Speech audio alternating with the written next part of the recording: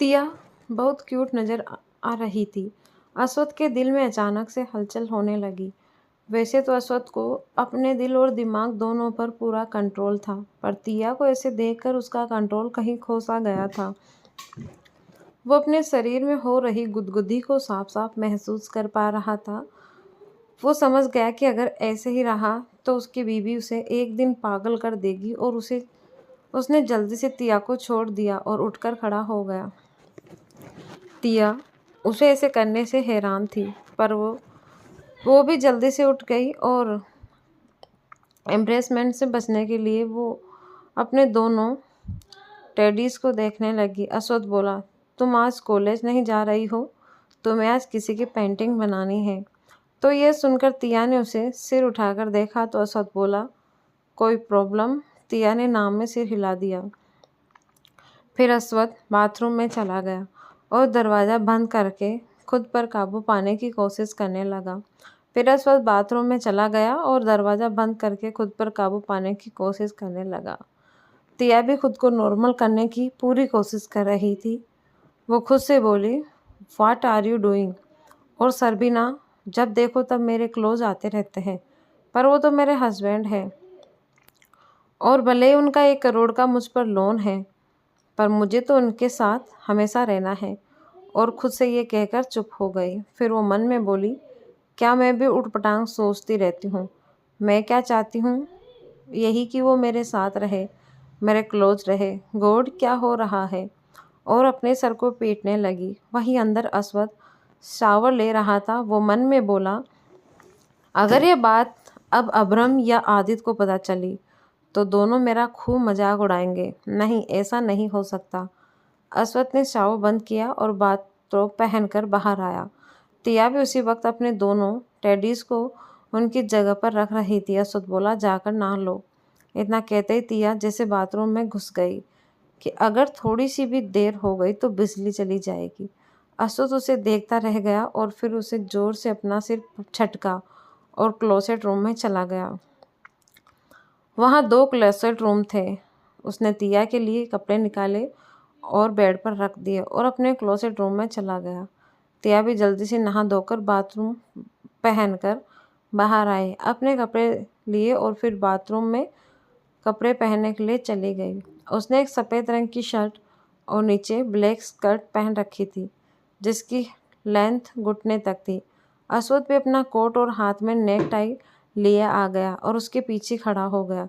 अश्वथ ने भी white shirt और उसके ऊपर ब्लैक हाफ जैकेट और ब्लैक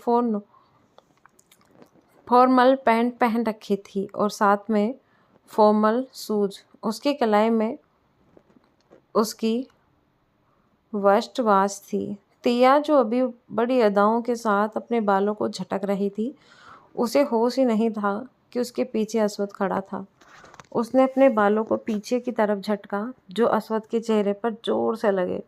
वो खर्रार उठा। उसकी आवाज़ सुन तिया के रोंगटे खड़े हो गए। उसने मिरर में देखा और अपने मुंह पर हाथ रख लिया। तिया जल्दी से पीछे मुड़ी और डरते हुए बोली, I am really sorry sir, मैंने देखा नहीं कि आप। तिया डर रही थी कि कहीं अश्वथ उसे कोई पनिशमेंट ना दे दे। अश्वथ ने कुछ नहीं कहा और उसके हाथ में टाई दे दी। तिया ने जल्दी से टाई को पकड़ा और अपने पंजों के बल खड़ी होकर अश्वथ के गले में टाई बांधने लगी।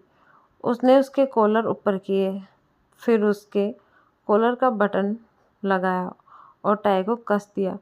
फिर उसके कॉलर को सेट कर दिया। टिया, जो पंजों के बल खड़ी थी, बार बार ऊपर नीचे हो रही थी। अश्वथ जानबूझकर नीचे नहीं झुक रहा था, उसे मजा आ रहा था और तिया मन ही मन उसे कोस रही थी। वो मन में बोली, इतना लंबा होने का क्या फ़ायदा अगर वो झुक ही न सकता। और वो मुंह ही बना रही थी और अश्वथ को ये देखकर बड़ा मज़ा आ रहा था। तिया ने फाइनली उसकी टाई बांध दी। फिर उसने उसका कोट लिया और उसे पहनाने लगी। वो मन में बोली, मैं जब से आई हूँ तब से मैं ये सब कर रही हूँ, पहले कौन करता होगा। अश्वथ ने क्लोसेट के मिरर में ही अपने हेयर सेट कर लिए थे और परफ्यूम भी लगा लिया था। फिर भी वो मिरर में खुद को देखने लगा। उसके ऐसा करने से तिया को लगने लगा जैसे वो उसे चिढ़ा रहा हो कि वो उससे ज़्यादा खूबसूरत है। तिया उसे घूर कर देखने लगी। अश्वथ ने उसकी घूरती नज़रों को मिरर में ही देख लिया था। तिया उसे बहुत प्यारी लग रही थी। उसका मन कर रहा था कि वो तिया को पकड़कर किस कर ले। जैसे उसके मन में ये ख्याल आया वैसे ही वो खुद को डांटते हुए मन में बोला, मेरा दिमाग सच में ख़राब हो गया है, क्या उटपटांग सोचता रहता हूँ। और तिया को इग्नोर करके चला गया। तिया ये देखकर बहुत चिढ़ना महसूस कर रही थी। वो मन में बोली सर, और उसके पीछे पीछे गई। सब लोग उसी वक्त ब्रेकफास्ट के लिए आ रहे थे। तिया के फेस पर इतना गुस्सा देकर वो लोग कभी अस्वद को देखते तो कभी टिया को। अस्वद तो हमेशा की तरह शांत था, पर उसकी आंखों में आज एक शरारत थी। अबरम बोला, अब इस आदमी ने क्या किया है, यह आज नाइटी मोड में लग रहा है। तो आदित्य बोला, वो तो क्या मैं चाचा बनने वाला हूँ। तो सब उसे देखने लगे क्योंकि वो बहुत ज़ोर से बोला था। दादाजी भी उसे देखने लगे। फिर वो भी उम्मीद भरी नज़रों से अस्वद और तिया को देखने लगे, जो हैरान होकर आदित्य को देख रहे थे।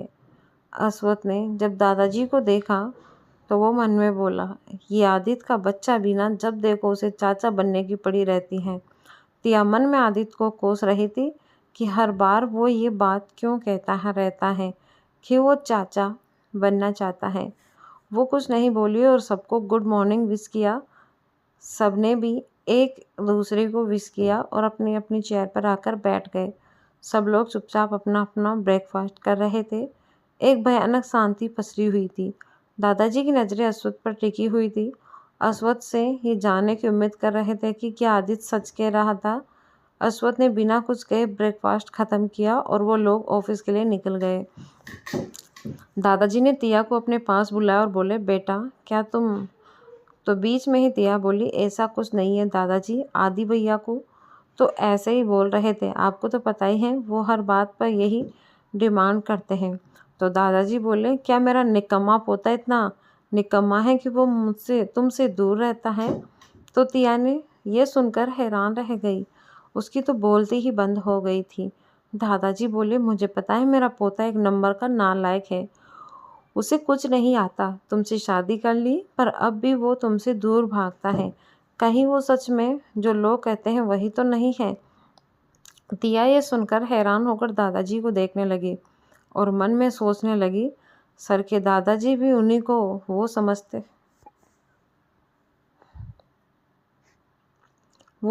हैं। दादाजी सच में सर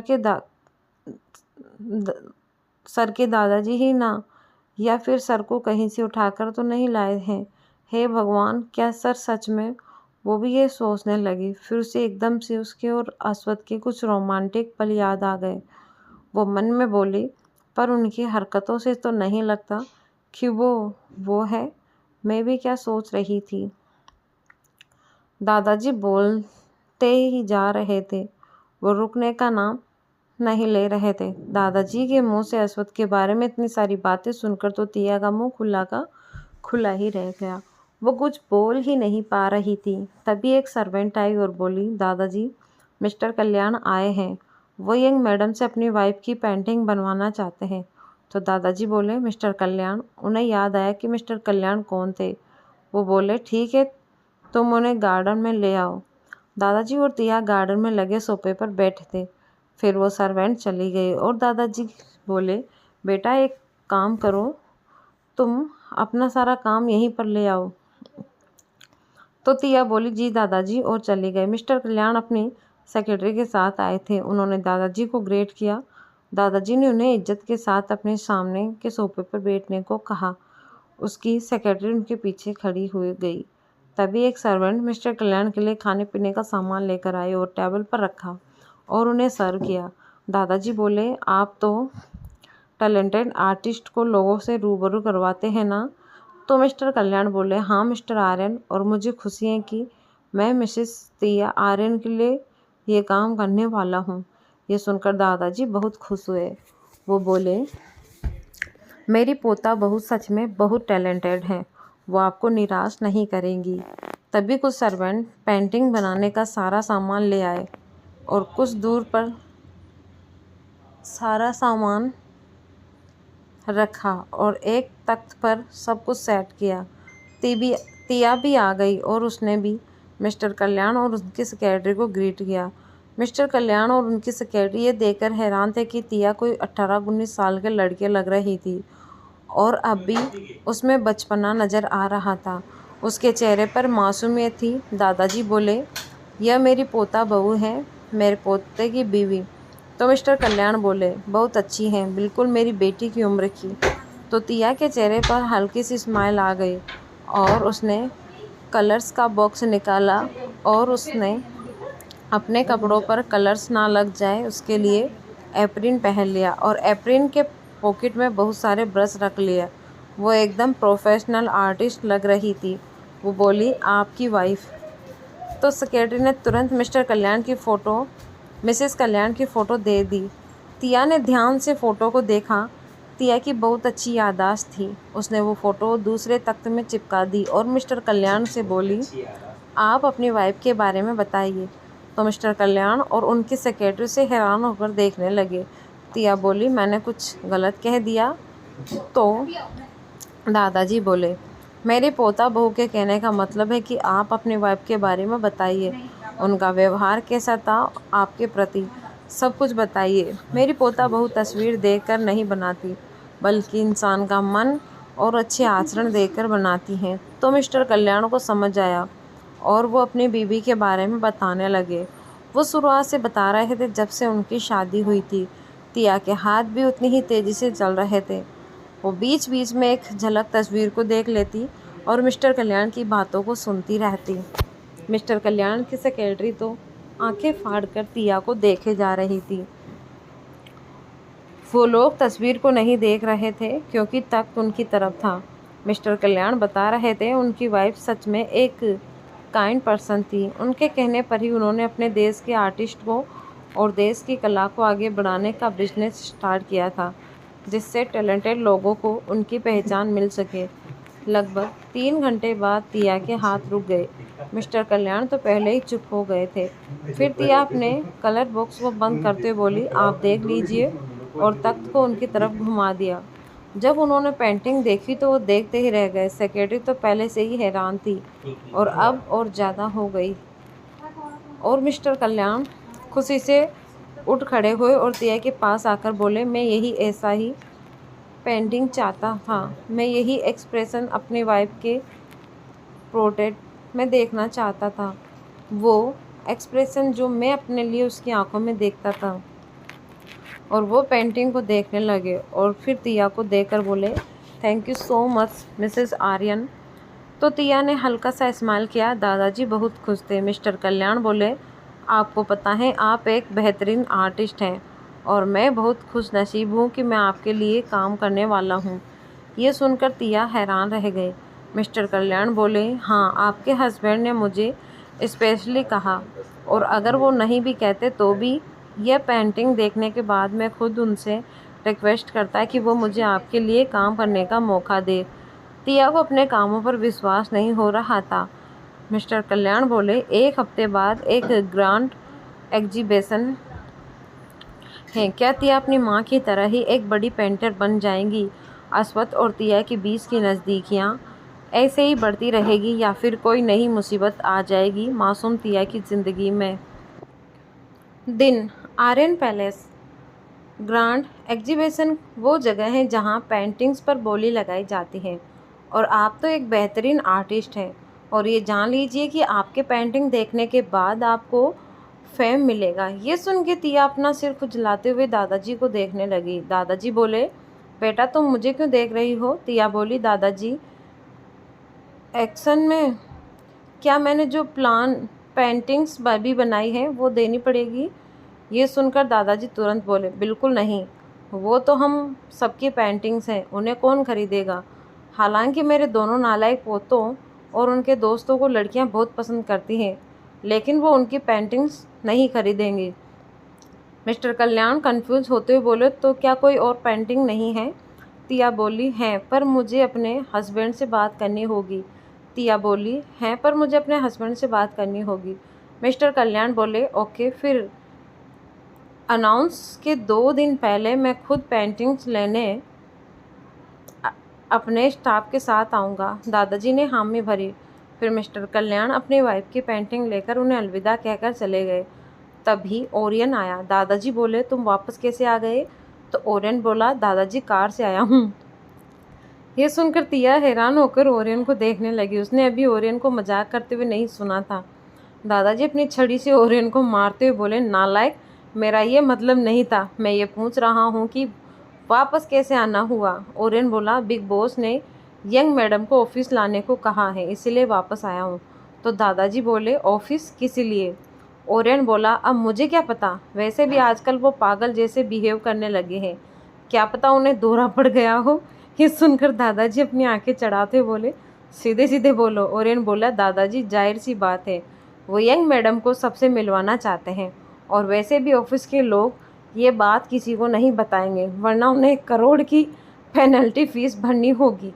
आर्यन कॉरपोरेशन की कोई भी बात कोई बाहर किसी को नहीं बता सकता। जब ये बात तिया ने सुनी तो वो मन ही मन बोली, 1 करोड़ की पेनल्टी फीस?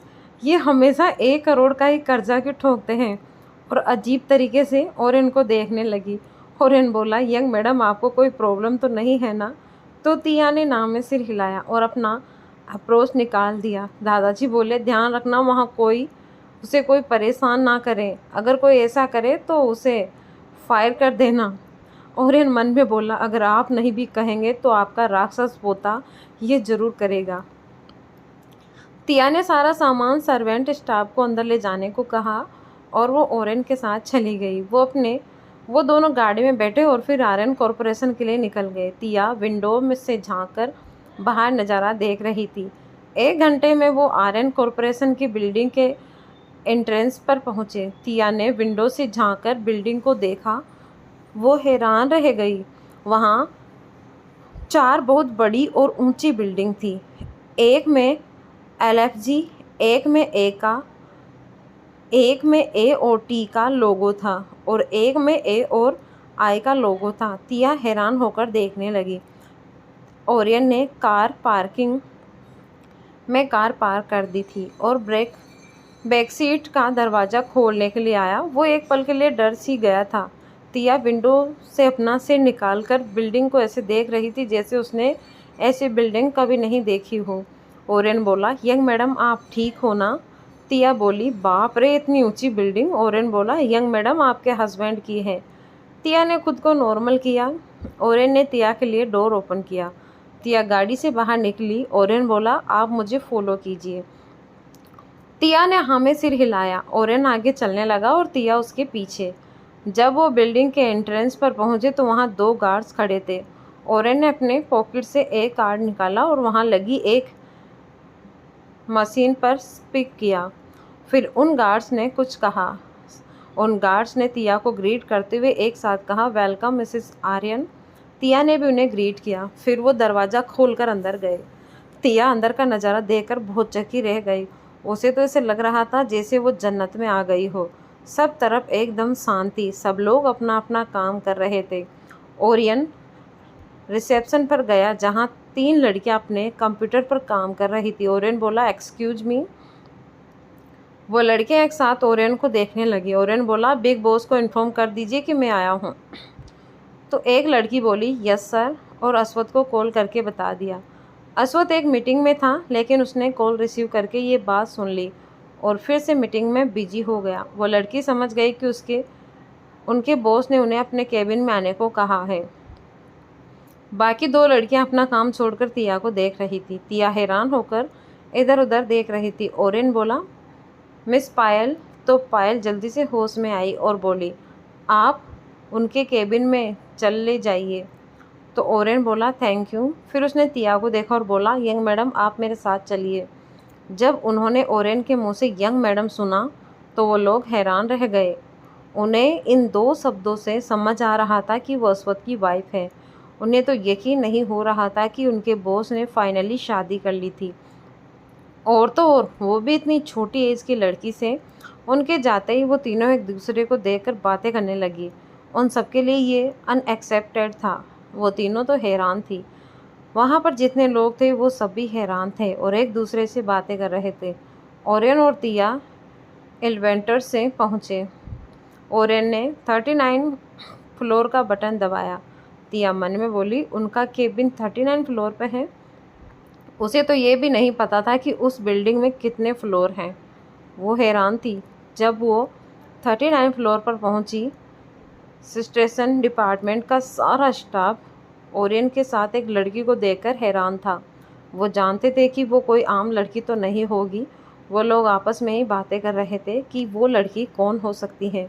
तभी रचित तिया का वेलकम करने आ गया और उसको ग्रीट करते हुए बोला, यंग मैडम, बॉस अभी मीटिंग में है, आप उनके केबिन में उनका वेट करिए। अगर आपको कुछ भी चाहिए तो आप इंटरकॉम से ऑर्डर कर दे सकती हैं। तो ओरेन बोला, दे सकती हैं का क्या मतलब है? रचित बोला, सॉरी सर, दे दीजिए, मेरी ज़बान फिसल जाती है। वो तिया को अस्वद के केबिन में ले गए। तिया अस्वद का केबिन देखकर और ज़्यादा हैरान हो गई। उसका केबिन किसी राजा के स्टेट से कम नहीं लग रहा था। वो बहुत लग्जरीज था। रचित बोला, आप सोफे पर बैठकर वेट करिए। फिर तिया चुपचाप जाकर सोफे पर बैठ गई। ओरेन भी चला गया। रचित सीधे सेक्रेटरियल डिपार्टमेंट में गया। वहाँ पहले ही रचित के तिया को ग्रीट करने को लेकर बातें चल रही थी। उन्हें एक बात समझ आ गई थी कि वो लड़की हो ना हो, कोई बहुत पावरफुल लेडी है। रचित आते ही सब ने उन्हें विश किया। सबको जानने की इच्छा थी कि वो लड़की कौन है, पर कोई भी ये पूछने की हिम्मत नहीं कर सकता था। पर सबको इतना पता था कि उनके सीईओ के केबिन में उनकी इजाज़त के बिना कोई नहीं जा सकता था, कोई लड़की तो बिल्कुल भी नहीं। वहाँ सब अपने सीईओ के गुस्से से अच्छी तरह वाकिफ़ थे। उन्हें महसूस हो रहा था कि वो लड़की ज़रूर या तो सीईओ की गर्लफ्रेंड होगी या फिर कोई ऐसी लड़की जिससे सीईओ बहुत क्लोज हैं। रचित बोला, सीईओ के केबिन में उनकी वाइफ उनका वेट कर रही है। जैसे ही रचित ने वाइफ कहा, सब लोग हैरान होकर रचित को देखने लगे। उन्हें अपने कानों पर विश्वास नहीं हो रहा था। उन्हें लग रहा था कि उन्होंने अभी जो सुना, क्या वो गलत है? रचित उन्हें ऐसे देखकर बोला, हाँ, सीईओ ने शादी कर ली है और उनकी वाइफ उनके केबिन में वेट कर रही है।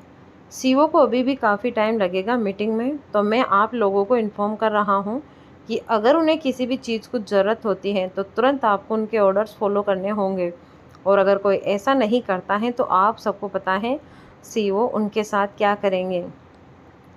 आप लोगों को उनके खाने पीने की चीज़ों का भी ख्याल रखना होगा, या यूँ कहूँ तो सीईओ की वाइफ को नाराज़ करना मतलब सीईओ को नाराज़ करना होगा। ये सुनकर पूरा सेक्रेटरियल डिपार्टमेंट कांप गया। और हाँ, मैं जवाब दिया। फिर रचित वहाँ से चला गया। उन्हें तो विश्वास ही नहीं हो रहा था कि सीईओ ने शादी कर ली थी। वो लोग बस एक दूसरे का फेस देख रहे थे। फिर अचानक से वो लोग खुशी से चेयरअप करने लगे। उन्हें अब पता था कि उनके बॉस मैरिड हैं। उन्हें बहुत खुशी हुई कि फाइनली सीईओ ने शादी कर ली। पर लड़कियां उदास भी थीं, जो अस्वद को पसंद करती थी। उन्हें पता था कि वो अस्वद के आमने सामने भटकने के भी लायक नहीं थी, फिर भी वो उन्हें पसंद करती थी। अब तक बहुत सारे डिपार्टमेंट में यह खबर पहुंच चुकी थी कि अस्वद ने शादी कर ली है और उसकी वाइफ आर्यन कॉरपोरेशन आई है। यह खबर उन्हें अपने डिपार्टमेंट के मेंबर से मिली थी, जो ग्राउंड फ्लोर पर फ्रंट डेस्क पे थे। उन्हें भी विश्वास नहीं हो रहा था, पर यह सच था। और पर कुछ डिपार्टमेंट्स इस खबर से बेखबर थे, क्योंकि हर डिपार्टमेंट को किसी दूसरे डिपार्टमेंट को न्यूज़ देने के लिए मना किया गया था। मतलब कोई भी न्यूज़ कोई भी डिपार्टमेंट दूसरे डिपार्टमेंट को या उनके किसी भी स्टाफ मेंबर्स को नहीं बता सकता था। ये कंपनी के रूल थे। तिया अस्वद के केबिन में सोफे पर चुपचाप बैठी थी। वो वहाँ अकेली थी। वो मन में बोली, मुझे यहाँ पर अकेला छोड़कर चले गए, मैं अकेले यहाँ क्या करूँगी? तभी डोर नॉक हुआ। तिया एकदम से एक्शन में खड़ी हो गई। दरवाज़ा खुला और सेक्रेटरी नैना बहुत सारा खाने पीने का सामान लेकर अंदर आई और तिया को ग्रीट करते हुए बोली, वेलकम मिसेज आर्यन, आप कुछ खाना चाहेंगी? तिया ने भी मुस्कुराते हुए उससे ग्रीट किया। नैना ने तिया को ध्यान से देखा। नैना को तिया बहुत अच्छी लगी। तिया खाने पीने के सामान को देख रही थी। नैना ने कॉफ़ी टेबल पर सारा सामान रख दिया और बोली, मिसेस आर्यन, क्या आपको भूख लगी है? तो तिया बोली, हाँ, और खाने को देखने लगी। तो नैना बोली, क्या आपको कुछ और चाहिए? तिया सोचते हुए बोली, नहीं, कुछ नहीं चाहिए। अगर मुझे कुछ चाहिए होगा तो मैं आपको इन्फॉर्म कर दूँगी। तो नैना बोली, यस मैम। फिर नैना उसे ग्रीट करके चली गई। तिया ने खाने को देखा। वहाँ पर उसके सामने बहुत टेस्टी और डिलीशियस डिश रखी हुई थी। जब उसने मोमोज़ देखे तो वो खुशी से उछल पड़ी और जल्दी से वो बॉक्स खोला और वो उसे खाने ही वाली थी कि उसे याद आया कि उसने हाथ तो धोए नहीं। वो जल्दी से भागकर बाथरूम गई और हाथ धोकर आई और फिर खाने पर टूट पड़ी। वो नहीं चाहती थी कि अश्वथ आ जाए और उसे सब खाने से मना कर दे, पर उसे नहीं पता था कि अश्वथ ने ही वो सब उसके लिए ऑर्डर करवाया था। तिया ने पेट भर के खाया। आज तो उसने ज़रूरत से ज़्यादा ही खा लिया था। वो अपने पेट पर हाथ फेरने लगी और सोफे पर सिर टिकाकर बोली, बहुत दिनों बाद इतना लज्जी डेकुलस खाना खाने को मिला है। और फिर वो वहीं लापरवाही के साथ सो गई। उसे तो पता ही नहीं चला कि अश्वथ मीटिंग ख़त्म करके सीधे अपने केबिन में आ गया था। जब सेक्रेटरी डिपार्टमेंट के स्टाफ ने अपने सीईओ को इतनी जल्दी और खुश होते हुए अपने केबिन में जाते हुए देखा तो उन्हें पूरा यकीन हो गया कि वो लड़की सच में उनकी वाइफ है। और तो और वो आज अश्वथ को खुश देखकर हैरान थे, वरना तो वो हमेशा बिना एक्सप्रेशन के ही रहता था। अश्वथ जब अंदर आया तो वो आकर तिया को गले लगाना चाहता था। क्या होगा तिया के साथ? अश्वथ के ऑफिस में तिया और अश्वथ के बीच नज़दीकियाँ बढ़ रही थी, पर क्या ये कहानी इतनी ही प्यार से आगे बढ़ेगी या फिर कोई नई मुसीबत इन दोनों को घेर लेंगी? जब उसने कॉफ़ी टेबल पर खाने पीने की चीज़ें बड़ी लापरवाही से पड़ी देखी और सोफे पर अपनी क्यूट वाइफ को सोते हुए देखा तो उसे बहुत अजीब लगने लगा। वो मन में बोला, मैं तो सोच रहा था कि छोटी गिलेरी मेरा बेसब्री से वेट कर रही होगी, लेकिन यहाँ तो वो मज़े से खा पीकर सो गई और मैं पहली बार अपनी मीटिंग को इतनी जल्दी ख़त्म करके आया। मुझे क्या पता था मुझे मेरी एक्सप्रेशन से उल्टा ही नज़ारा देखने को मिलेगा। तभी उसकी नज़र तिया के स्किर्ट पर पड़ी। तिया जो सो रही थी उसे बिल्कुल भी होश नहीं था कि उसकी स्कर्ट ऊपर सरक गई थी, जिससे उसकी थाई दिख रही थी। अश्वथ को ये देखकर बहुत गुस्सा आया कि तिया को इस बात का बिल्कुल भी सेंस नहीं है। उसने जल्दी से उसकी स्कर्ट को ठीक किया और उसके गाल थपथपाकर उसे ज़बरदस्ती नींद से जगाया। तिया बड़ी मुश्किल से उठी और जब उसने अश्वथ को देखा तो हड़बड़ाकर सोफे पर उछलकर खड़ी हो गई और बोली, गुड मॉर्निंग। तो अश्वथ आंखें चढ़ाते हुए बोला, तुम खा पीकर यहाँ पर सो रही हो? तो अश्वथ आंखें चढ़ाते हुए बोला, तुम खा पीकर यहाँ पर सो रही हो? तो तिया बड़ी मासूमियत से बोली, सॉरी सर, खाना खाने के बाद नींद आ गई थी। अश्वथ बोला, जाकर अपना हुलिया ठीक करो। फिर तिया जल्दी से बाथरूम में चली गई और ख़ुद को ठीक किया और वापस आई। अश्वथ ने उसके आने तक कॉफ़ी टेबल साफ़ करवा लिया था। अश्वथ अपनी चेयर पर बैठा था और तिया को ही घूर रहा था। तिया तो डर ही गई थी। अश्वथ ने उसे हाथ से अपने पास आने का इशारा किया। तिया मन में बोली, मुझे खा पीकर सोना नहीं चाहिए था, अब हो गया ना बेटा घर। और वो डरते हुए अश्वथ के पास गई। अश्वथ ने अपने लंबे हाथों से उसकी कमर को पकड़ लिया और उसे अपनी गोद में बिठाया। तिया मन ही मन भगवान से प्रे कर रही थी कि अश्वथ उसे कोई पनिशमेंट ना दे या फिर उससे उसका 1 करोड़ का कर्जा ना मांग ले। वो मन में बोली, अगर इन्होंने 1 करोड़ मांगे तो मैं कहाँ से लाकर दूंगी? मेरे पास तो एक फूटी गोडी भी नहीं है। हे भगवान, ये मुझसे पैसे ना मांगे। और अपने होठों को लटका दिया, जैसे अश्वथ ने उसे बहुत बड़ी पनिशमेंट दे दी हो। अश्वथ बोला, दादाजी ने बताया कि तुम्हारे पास ग्रांट एक्शन में रखने के लिए कोई पेंटिंग्स नहीं है।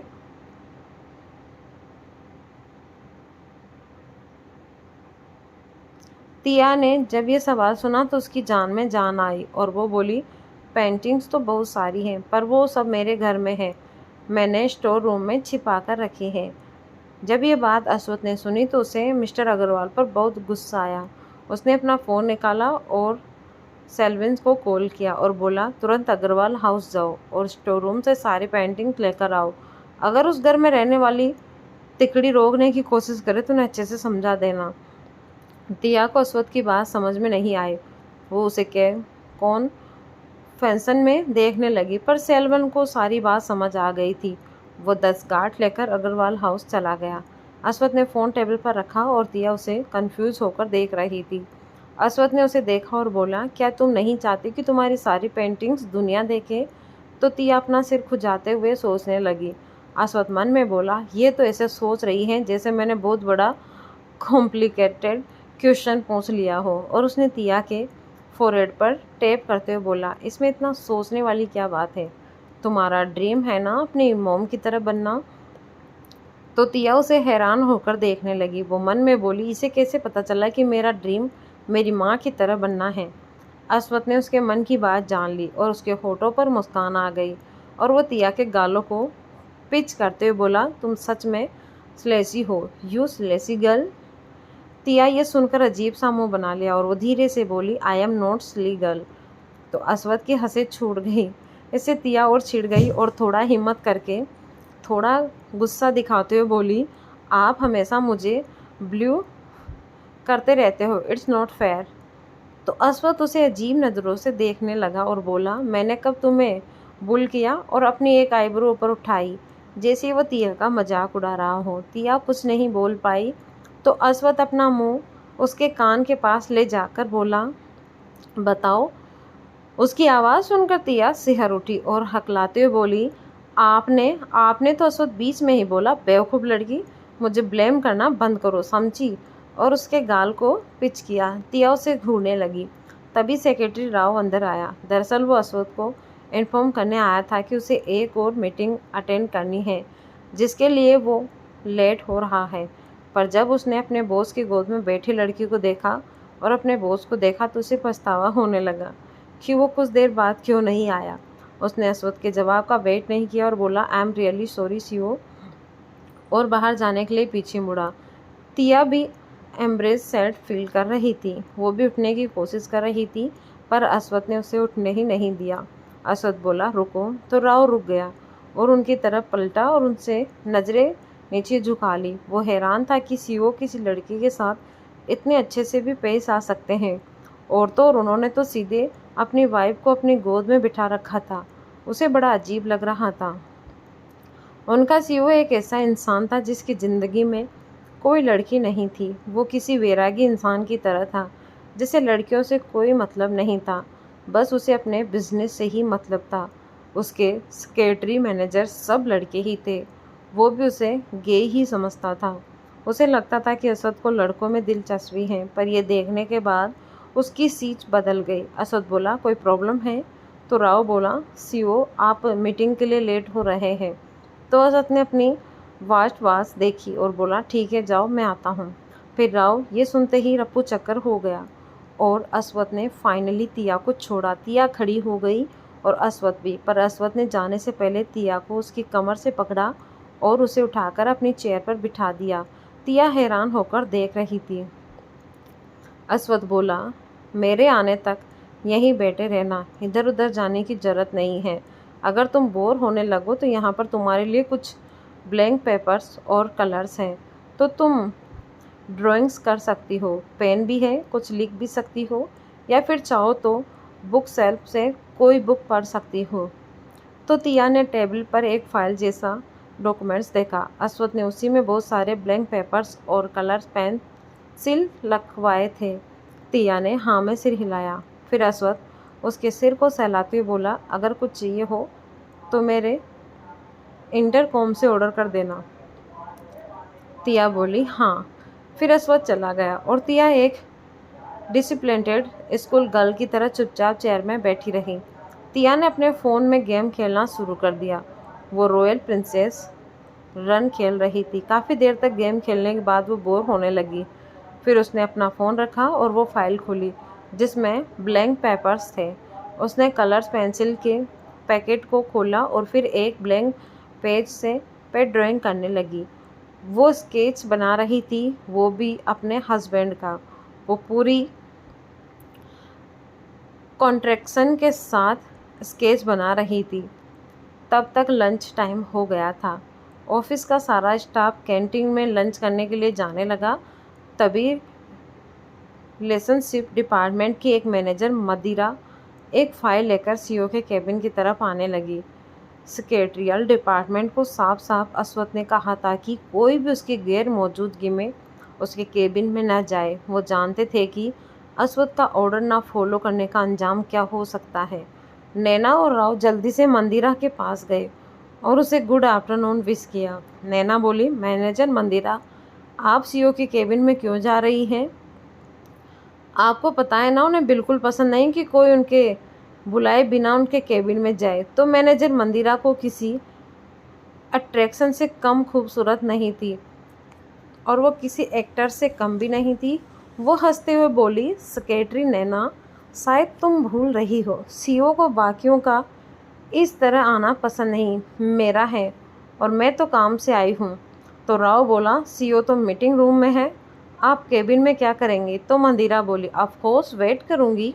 नैना और राव ने उसे रोकने की बहुत कोशिश की, लेकिन मंदिरा ने उनकी एक नहीं सुनी और अंदर चली गई। मंदिरा की फैमिली का स्टेटस बहुत बड़ा था।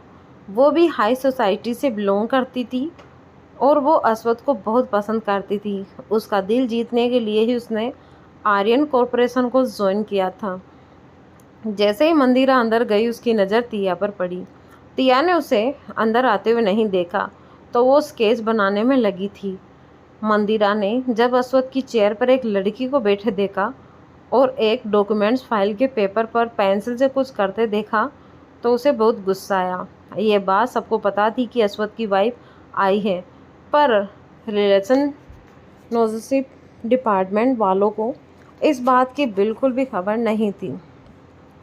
मंदिरा गुस्से में चिल्लाकर बोली, हाउ डे यू, तुम हो कौन और तुम्हारी हिम्मत कैसे हुई प्रेसिडेंट अश्वथ की चेयर में बैठकर उनकी इम्पोर्टेंट फाइल के साथ खेलने की।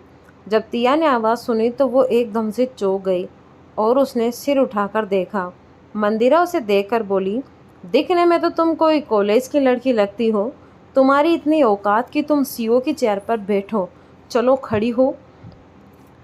तिया डर गई थी। वो उठ ही रही थी कि उसे अश्वथ की बात याद आई कि चेयर से बिल्कुल नहीं उठना है। वो वापस बैठ गई। मंदिरा खुद आगे बढ़ी तिया को चेयर से उठाने के लिए। उसे बहुत गुस्सा आ रहा था कि उसके कहने पर भी तिया चेयर से नहीं उठ रही थी। वो उसका हाथ पकड़कर उसे चेयर से खींचते हुए बोली, तुम हो कौन जो प्रेसिडेंट की चेयर पर बैठी हो? अगर कोई इसकी कोई फ्रेंड भी हो तो क्या तुम्हें ये नहीं पता कि जब अश्वथ को ये बात पता चलेगी कि तुम उसकी गैर मौजूदगी में उसकी चेयर पर बैठी थी और उसकी फाइल में पेंसिल से कुछ उटपटांग ड्राइंग बना रही थी, तो वो कितना गुस्सा करेगा? क्या तुम बेवकूफ़ हो जो एक इम्पोर्टेंट फाइल के पेपर में ये सब कर रही हो? क्या तुम्हें इतनी भी समझ नहीं है? क्या तुम अंधी हो? उसके चिल्लाने से तिया को भी गुस्सा आ रहा था कि वो लड़की उस पर ऐसे क्यों चिल्ला रही है। राव और नैना जो बाहर थे उन्हें कुछ समझ नहीं आ रहा था क्योंकि अश्वथ का केबिन साउंड प्रूफ था। मंदिरा तिया को खींचकर चेयर से बाहर निकालने की कोशिश करने लगी। तिया ने टेबल को कसकर पकड़ रखा था और मंदिरा उसे खींच रही थी। मंदिरा को बहुत गुस्सा आया और वो बोली, यू ब्लडी बिच, तेरी इतनी हिम्मत, मैं आर्यन कॉरपोरेशन में से तुझे धक्के मार के बाहर निकलवाऊंगी। अपने आप को समझती क्या है तू? और तिया को धक्के के साथ छोड़ा जैसे तिया टेबल से टकरा गई और उसके कमर में टेबल बहुत ज़ोर से लगा। वो दर्द से तड़प उठी और उसने अपनी कमर को पकड़ा। मंदिरा ने इसी बात का फ़ायदा उठाया और तिया को चेयर से खींच के खड़ा कर दिया और फिर उसे खींचते हुए केबिन से बाहर ले आई। जब राव और नैना ने ये देखा तो उनके पैरों तले ज़मीन निकल गई। वो डर से जम गए। राव मन में बोला, मैनेजर मंदिरा अपने साथ साथ हमें भी ले डूबेगी क्या? क्या उसे इतनी सेंस नहीं है कि जिस लड़की के साथ वो ऐसा कर रही है वो सीईओ की कौन हो सकती है? नैना डरते हुए बोली, मैनेजर मंदिरा आप क्या कर रही हैं? आपको पता भी है? तो मैनेजर मंदिरा बोली, ये काम जो मैं कर रही हूँ तुम लोगों को करना चाहिए। ये मैडम दिखने में तो किसी हाई सोसाइटी की नहीं लगती, लेकिन इसकी इतनी औकात कि सीईओ की चेयर पर बैठी थी और तो और सीईओ की इम्पोर्टेंट फाइल में कलर पेंसिल से ड्राइंग कर रही थी। क्या तुम लोगों को नहीं पता इसकी वजह से तुम लोगों के साथ क्या हो सकता था? सीईओ अब तुम सब पर अपना गुस्सा निकालते हैं। तो नैना राव का शर्ट खींचते हुए उसे धीरे से बोली, सीईओ सर ने ही मुझे उस फाइल में ढेर सारे ब्लैंक पेपर और कलर्स रखने को कहा था। मैनेजर मंदिरा की वजह से क्या हम कंपनी से निकाले तो नहीं जाएंगे? क्या होगा मंदिरा का अंजाम जब अस्वद को पता लगेगा कि तिया के साथ की गई इस बदतमीजी के बारे में?